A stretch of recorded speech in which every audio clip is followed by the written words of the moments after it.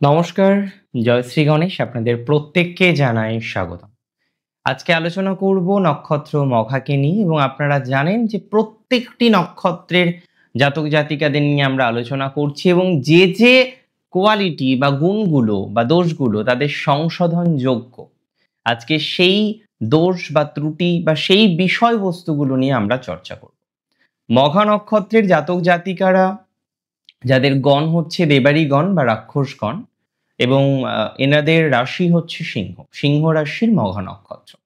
সিংহ রাশিতে বেসিক্যালি প্রথম থেকে মানে ০ ডিগ্রি থেকে ১৩ ডিগ্রি ২০ মিনিটের মধ্যে যাদের জন্ম তাদের মঘা নক্ষত্র হয় এবং যথাক্রমে ০ থেকে ৩ ডিগ্রি ২০ প্রথম চরণ, ৩ ডিগ্রি ২০ থেকে ৬ ডিগ্রি ৪০ দ্বিতীয় চরণ, ৬ ডিগ্রি ৪০ থেকে ১০ ডিগ্রি তৃতীয় চরণ এবং ১০ ডিগ্রির পর থেকে ১৩ ডিগ্রি ২০ মিনিট পর্যন্ত চতুর্থ চরণ।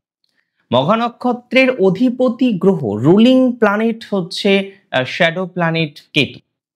তবে এই নক্ষত্রটির উপরে কেতুর যেমন প্রভাব রয়েছে, রবির যেমন প্রভাব আছে, তেমনই আমরা এই নক্ষত্রটির মধ্যে আরেকটি গ্রহের প্রভাব কিন্তু দেখি বা আরো একটি বিশেষ দেবতার প্রভাব দেখি, তারা হচ্ছে পিতৃব্য বা পিতৃগণ। তাহলে মঘা নক্ষত্র সেই নক্ষত্র যে নক্ষত্রের দেবতা হচ্ছে পিতৃগণ। এই কারণে আপনি দেখবেন যে কোনো মঘা নক্ষত্রের জাতক জাতিকাদের সাথে কথা বলেন, তাদের দেখবেন তাদের পিতৃব্যদের প্রতি তাদের ভক্তি, শ্রদ্ধা, বিশ্বাস, সংস্কার অনেক বেশি। এবং অনেক সময় দেখা যায় যে 70-80% ক্ষেত্রে তারা পিতৃব্যদের প্রচণ্ড পরিমাণে সম্মান করেন, তাদের পিতৃগণকে প্রচণ্ড সম্মান করেন, তাদের থেকে ব্লেসিং বা ব্লেসড হওয়ার চেষ্টা করেন। এবং যে ক্ষেত্রে আমরা দেখেছি যে পিতৃদোষ আছে, সেই সমস্ত জাতক জাতিকারা আবার বিষয়টার সম্পূর্ণ বিপরীতধর্মী মানসিকতাও রাখেন। তো এটা ডিপেন্ড করে, হরোস্কোপের উপরে নির্ভরশীল থাকবে, অবশ্যই নক্ষত্রের চরণের উপর নির্ভরশীলতা থাকবে, বা একজনের মঘা নক্ষত্র সেখানে শুধু চন্দ্র আছে কিনা, মঘা নক্ষত্রকে অন্য কোনো থার্ড পার্টি প্ল্যানেট অ্যাসপেক্ট করছে কিনা বা কানেকশন তৈরি করেছে কিনা, বা মঘা নক্ষত্রে অন্য কোনো প্ল্যানেট বসে আছে কিনা, প্রত্যেকটি বিষয় কিন্তু অত্যন্ত গুরুত্বপূর্ণ। দেখুন, মঘা নক্ষত্রের জাতক জাতিকাদের আমি যখনই কথা বলেছি তাদের সাথে, তাদের ব্যক্তিগত জীবনের অভিজ্ঞতাগুলো শ্রবণ করার চেষ্টা করেছি। প্রথম যে বিষয়টা ফুটে ওঠে, তারা কিন্তু অত্যন্ত স্পষ্টবাদী। মানে স্পষ্টবাদী এবং অতি স্পষ্টবাদীর মধ্যে একটা পার্থক্য আছে। একজন স্পষ্টবাদী হতেই পারেন, কোনো সমস্যা নেই। কিন্তু অতি স্পষ্টবাদিতা অনেক সময় জটিলতা তৈরি করতে পারে। আমি প্র্যাকটিক্যালি দেখেছি মঘা নক্ষত্রের জাতক বা জাতিকারা যারা আছেন, তাদের স্পষ্টবাদিতার পরিমাণটা একটু বেশি। না তারা মাথা নিচু করতে পছন্দ করেন, আর না তারা এমন কোনো কাজ করেন যেটাতে তাদের মাথা নিচু করতে হয়। কিন্তু দেখুন, এই কোয়ালিটিটা আমি মনে করি 80% ক্ষেত্রে আপনার জন্য একেবারে অ্যাপ্লিকেবল। যে এই কোয়ালিটি আপনি রেখেছেন, এই যোগ্যতা আপনার আছে এবং সেটি স্যালুট জানানোর মতো একটি যোগ্যতা। কিন্তু দেখা যায় মঘা নক্ষত্রের জাতক বা জাতিকারা এই কোয়ালিটির জন্য তাদের বসের সাথে, তাদের ইমিডিয়েট বসের সাথে, তাদের কলিগসদের সাথে অনেক সময় সুসম্পর্ক রাখতে পারেন না। এবং যখনই সুসম্পর্ক রাখতে পারে না, তখন মঘা নক্ষত্রের জাতক জাতিকাদের সাথে তৈরি হয় কনস্পিরেসি, বিভিন্ন রকম সমস্যা, বিভিন্ন রকম জটিলতা। এবং এই কনস্পিরেসি, এই জটিলতা, এই সমস্যা প্র্যাকটিক্যালি বলতে গেলে কিন্তু আপনাকে কষ্ট দেয়।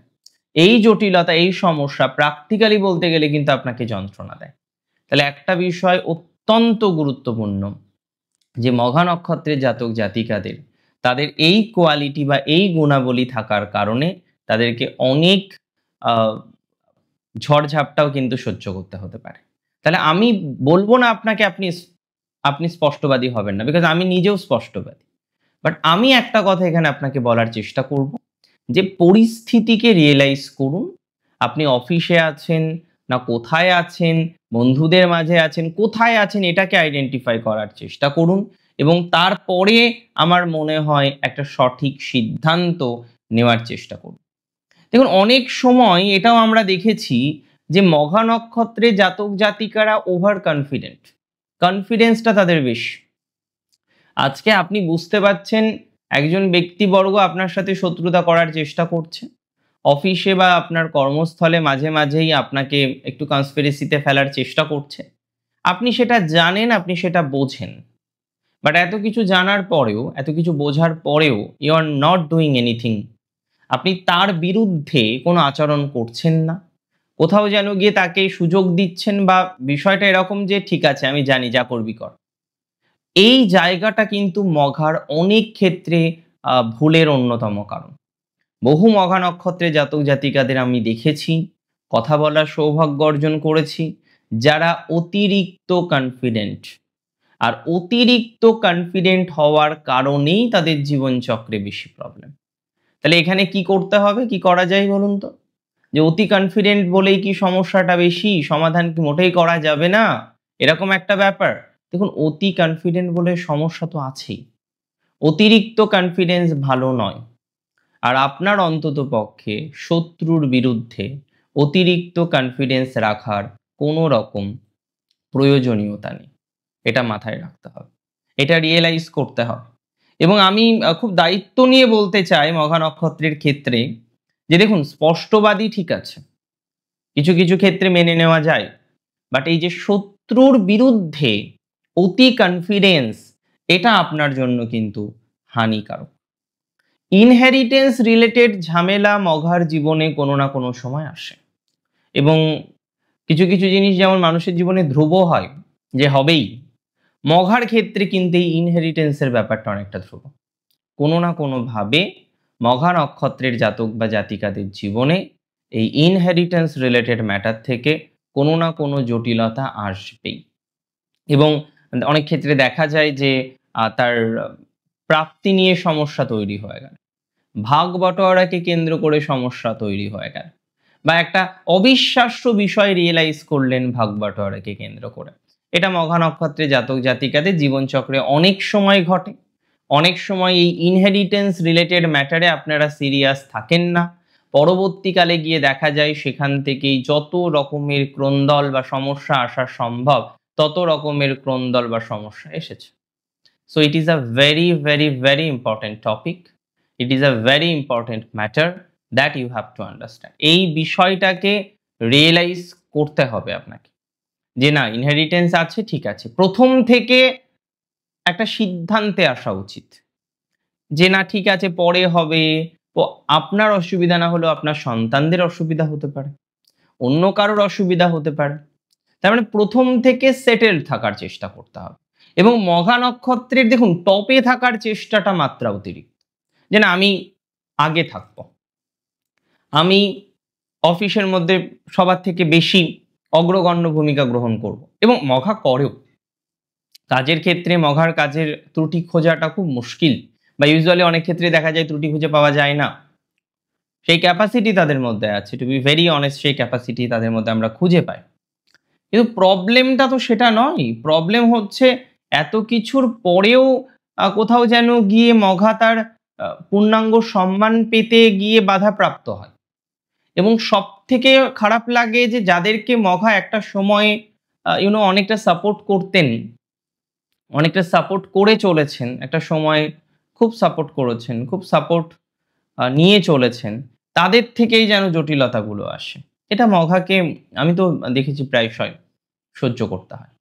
তার মানে এটা কিন্তু খুব ইম্পর্টেন্ট একটা বিষয়, যে আপনি চাইছেন যে না, কোথাও যেন গিয়ে আপনি আপনার জায়গাটা তৈরি করে নিতে চাইছেন, কিন্তু আপনি রিয়েলাইজ করছেন সেখানে প্রচুর বাধা। কেউ বা কারা বা কয়েকজন ব্যক্তিবর্গ বা কয়েকজন মিলে আপনাকে যেন একটা ক্ষতির মধ্যে ফেলতে চাইছে, যেন একটা বড় শত্রুতা আপনার সাথে। আপনি কাজ করেন, আপনি টপে থাকতে চান, আপনার মধ্যে কোয়ালিটি আছে, এটা তো ভালো কথা। কিন্তু আপনি কোথাও যেন গিয়ে সেই জায়গাটা পেতে গিয়ে একটা বড়সড় সমস্যার মধ্যে পাবেন। এবং মঘার আরেকটা আ বিষয় আমি দেখেছি। দেখুন, আমরা অনেকে ভাবি না যে লোকে কি বলবে? মঘা যে ভাবে না সেটা কি করে বলি? মঘাও ভাবেন, এবং মাঝে, মাঝে ওভার থিংকিং করে ফেলে। এমনিতে আপনার ধ্যান ধারণা পরিষ্কার পরিচ্ছন্ন, স্পষ্টবাদী, আপনি নিজের সিদ্ধান্তে অনড় থাকতে পছন্দ করেন। এই কোয়ালিটি গুলো অনেকটা ভালো। কিন্তু সমস্যা হচ্ছে কোথাও যেন গিয়ে একটা লিমিটেশন আপনাকে কষ্ট দেয়। একটা একটা মাইন্ড আ কনফ্লিক্ট জায়গা চলে আসে, একটা রিগ্রেট ভাব চলে আসে। দেখুন যে যত সুস্থভাবে চলে না তার মধ্যে রিগ্রেশনটা বেশি আসতে পারে যে, "না, খারাপ করলাম না তো।" মঘা কখনোই করে না। মঘার কোয়ালিটিটা অসম্ভব ভালো কোয়ালিটি। আর আমি মনে করি মঘা সেক্ষেত্রে অনেকটা গ্রো করতে সক্ষম হন, অনেকটা গ্রো জীবনচক্রে ডেফিনিটলি করতে সমর্থ হন। দেখুন আজকের অনুষ্ঠানগুলো আপনার দোষগুলোকে আপনার সামনে তুলে ধরার একটাই কারণ, যাতে আপনি ভালো থাকেন, আপনি সুস্থ থাকেন। ভালো থাকুন আপনি, সুস্থ থাকুন। জয় শ্রী গণেশ।